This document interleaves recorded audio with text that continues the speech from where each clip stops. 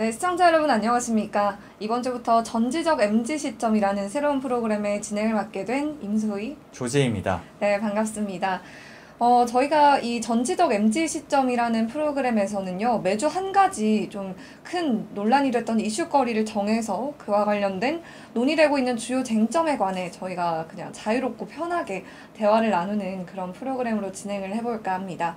저희가 아무래도 둘 다 20대 기자다 보니까 20대 시점에서는 또 어떻게 사건을 바라보고 있는지 그렇게 좀 편하게 한번 대화를 하는 형식으로 진행을 하려 합니다. 네. 그래서 오늘 저희가 얘기할 주제는 최근 큰 이슈가 됐던 부산 돌려차기남 사건인데요.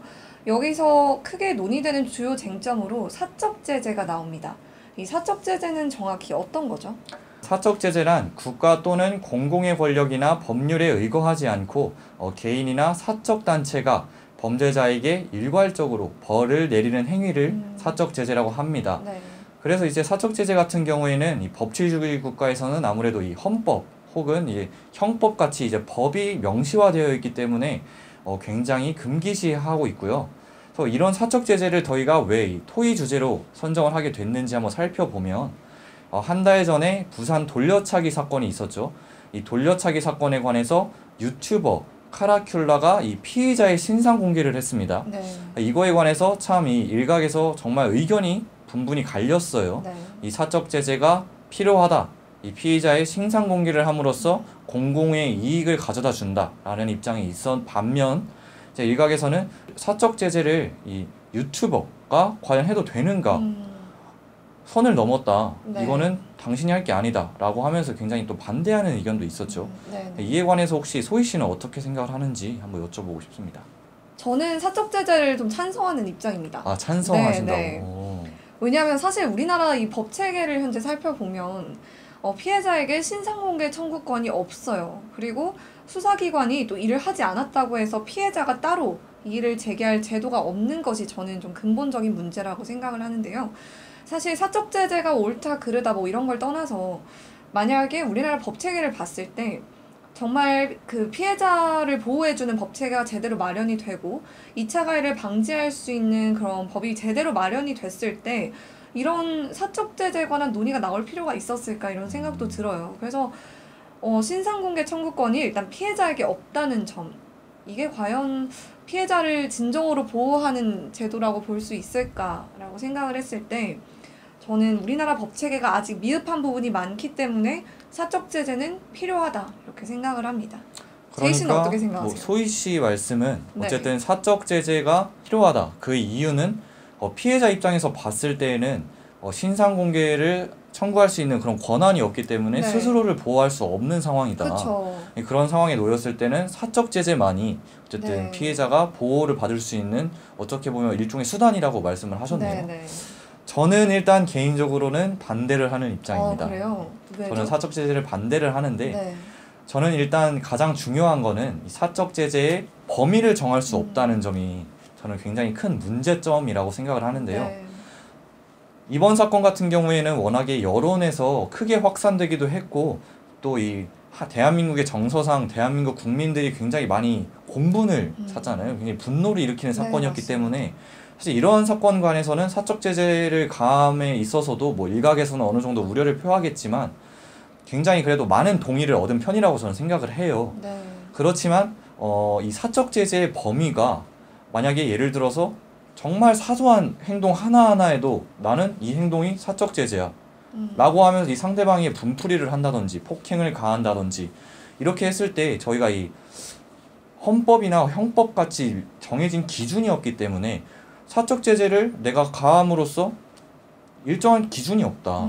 어느 부분에선 사적 제재를 가해도 되고 네. 어느 부분에서는 사적 제재를 가하면 안 되고 이걸 결국에는 저희가 매 사사건건 뭐 국민 재판을 열 것도 아니고 그쵸. 인터넷 재판을 할 것도 아니고 그렇기 때문에 저는 사적 제재가 뭐 일정 부분 찬성을 하긴 하지만 그 범위를 한정하는 데 있어서 굉장히 어려움이 있지 않나라고 생각을 합니다.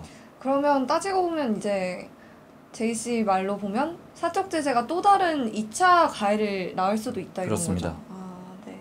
그러면 소희 씨 같은 경우에는 이제 어쨌든 일각에서는 또 이런 문제점이 또 제기되고 있어요. 이 사적 제재를 하는데 아무래도 이 사적 제재가 개인 혹은 일개 단체에서 비롯되다 보니까 네. 올바른 정보를 가지고 이 사적 제재를 가하고 있느냐, 음. 엄한 사람 때려잡고 있는 거 아니냐. 그렇죠. 만약에 이제 사적 공개를 했는데 내가 그 피의자가 아니라 그냥 멀쩡하게 길 가고 있던 사람의 신분을 공개해 버린 겁니다. 근데 그럴 확률이 클까요? 많을까요? 근데 실제로 이런 경우가 있었다고 합니다. 네. 근데 실제로 이 사적 공개가 이루어지는 상황 속에서 이 고려대생이 자살을 했다고 합니다. 근데 이 이면을 살펴보면 네. 나는 사적 제재를 받을 수 있는 대상이 아닌데 나는 그 사건에 아무런 관련이 없는 사람인데 사적 제재가 잘못 가해진 네. 거죠.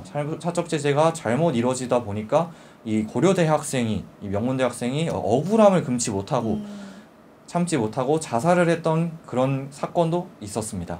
좀 안타까운 사건이긴 하네요. 근데 사실 다 맞는 말 같아요. 이것도 제가 앞서 말씀드린 대로 사적 제재가 또 다른 2차 가해를 낳을 수 있다는 점에서 굉장히 위험한, 어떻게 보면 개인이 어떤 법을 상관하지 않고 개인의 입장에서 벌을 주는 거잖아요. 이게 큰 위험성이 있기도 하죠. 근데 저는 또 한편으로는 이런 생각도 듭니다. 이번에 이 부산 돌려차기 사건에 좀 집중 조명을 해서 보면요.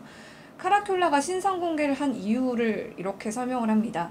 피해자는 가해자가 출소 후에 보복 범죄를 벌일 수 있다는 암시에 굉장히 큰 스트레스와 두려움에 떨며 지내고 있다면서 이제 신상 공개의 필요성을 재차 강조를 했는데요. 지금 현재 이 돌려차기남, 이 가해자가 징역을 살고 있는데 안에서도 계속 뭐 출소 후에 보복 범죄를 일으킬 거다 이런 협박성 메시지를 던지고 있다고 합니다. 위협을 계속 지속적으로 하고 그렇죠. 있군요. 근데 이렇게 봤을 때 피해자 입장에서는 얼마나 또 두렵겠어요. 굉장히 두렵죠. 징역을 얼마를 받았죠, 이번에? 징역이 35년이었죠. 네, 그래요. 35년. 사실 긴 시간이라면 길고 짧다면 짧을 수 있겠지만 피해자 입장에서는 35년이 결코 긴 시간이 아니거든요. 네, 그렇게 봤을 때는 신상 공개를 하는 게 어떻게 보면 피해자를 위한 보호가 아닐까. 그리고 법이 할 수 없는 한 선에서 우리가 피해자를 보호하고 또 2차 가해를 막고 보복 범죄를 줄일 수 있는 방법이라고 생각을 합니다. 네, 맞습니다. 아무래도 이제 피의자 남성이 이제 30대이기 때문에 네. 35년 징역을 살고 나오더라도 어쨌든 60대에서 70대 사이의 연령이기 네. 때문에 어쨌든 무기징역은 아니거든요. 그쵸. 어쨌든 사회로 다시 이제 나오게 될 텐데 말씀하셨다시피 이런 사적 제재가 가해짐으로써 2차 가해를 어느 정도 막을 수 있다라는 의견이 어느 정도 저는 동의를 하고요. 네. 그런데 또 저는 어느 정도 또 위험하다고 생각이 드는 게 이 사적 제재가 과연 그 2차 가해를 막는 데 있어서 가장 최선의 수단책인가에 대해서는 저는 의문을 표합니다. 그래요? 왜죠? 왜냐면 이제 아무래도 피의자 남성이 만약에 정말 이 그 나쁜 마음을 갖고 네. 이제 정말 나는 이 피해자 여성을 다시 한번 폭행을 해야겠다. 네. 마음을 먹는다면 사실 뭐 주변에서 내 신상이 알려졌다고 한들 그런 게 과연 신경이 쓰일까요? 저는 오히려 그런 사람의 그런 신경을 좀 더 이 감정적인 그런 스트레스를 좀 더 유발해서 2차 가해로 더 크게 이어질 수 있다라는 생각도 어느 정도 들거든요. 맞아요. 그것도 들어보면 틀린 말은 아니에요. 근데 또 사실 그렇죠. 뭐 제이 씨가 말한 것도 맞고 또 아니면 사실 이렇게 신상 공개를 해서 조금 조심을 할 수도 있을 것 같고요. 네, 맞습니다. 다 뭐 답이 없는 문제긴 합니다. 근데 어쨌든 저희 둘의 이 말을 종합해 봤을 때 필요하고 중요한 것은 현재 좀 법 체계가 어느 정도 조정이 되어야 될 필요가 있다라는 것에는 좀 동의를 하시나요? 네, 동의합니다. 그래요? 아무래도 이제 대한민국 법 체계가 네. 대한민국 사람들 국민들에게 전반적으로 이제 좀 동의를 얻지 못하고 있는 네. 실정이다. 그러다 보니까 이 사적 제재에 대해서도 사람들이 괜찮다. 어느 정도 이제 설득력 있게 다가오고 있는 점이 저는 굉장히 큰 문제라고 생각을 하거든요. 네. 그래서 소희 씨가 앞서서 말씀드렸다시피 이제 이 사적 제재 이전에 이 법 체계가 대한민국 법 체계가 잘 갖춰져야 그게 선행되어야만 이 사적 제재도 줄어들 것이다. 네, 근본적인 맞습니다. 해결책이 될 것 같습니다. 네, 맞아요. 앞서 제가 초반에 얘기했던 것처럼 뭐 신상 공개 청구권이 피해자에게 없는 거 이런 것도 사실 우리가 좀 개선해 봐야 될 법적인 문제라고 생각을 합니다. 그러면 사실 법적인 게 개선이 되면 뭐 사적 제재에 대해서 저희가 이렇게 너무 깊이 있게 논의를 할 필요도 없겠죠, 그렇죠, 사실상. 없죠. 그렇죠. 그러면 이제 시간이 다 됐나요, 피디님? 네, 저희가 주어진 시간이 사실 10분 정도밖에 안 돼서 마무리해 주시죠. 네. 저희가 오늘 이렇게 이제 찬성과 반대 입장을 나눠서 이 부산 돌려차기 사건과 관련해서 사적 제재에 관해 얘기를 해봤는데요. 여러분들의 생각은 어떤지 댓글을 통해 남겨주시면 저희가 소통을 꾸준히 이어나가 보도록 하겠습니다. 네, 댓글탕에. 네, 댓글탕에. 댓글탕에. 네. 댓글탕에. 싸우지 마시고요. 네, 댓글 많이 남겨주셨으면 감사하겠습니다. 그럼 오늘 저희가 전지적 MG 시점 첫 방송을 진행했는데요. 네, 저희가 오늘 이렇게 사적 제재에 대해서 얘기를 나눠봤는데요. 첫 방송 어떠셨나요? 소감 한 말씀 부탁드립니다. 아무래도 이 사적 제재에 관한 이런 사건들이 이제 부산 돌려차기 사건이 아무래도 이 대한민국 전 국민의 네. 공분을 샀던 굉장히 그쵸. 분노했던 사건이잖아요. 네.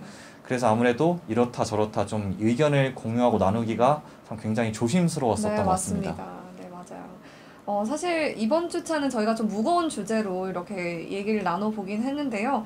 다음 주부터는 저희가 정치, 사회 여러 분야를 막론하고 좀 재밌는 주제 가져와서 더 다양한 얘기 나눠보고 또 시청자분들과도 의견 공유할 수 있는 시간 가졌으면 좋겠습니다. 그러면 저희 오늘 첫 방송은 여기까지 마무리하도록 하겠습니다. 지금까지 시청해주신 여러분 고맙습니다.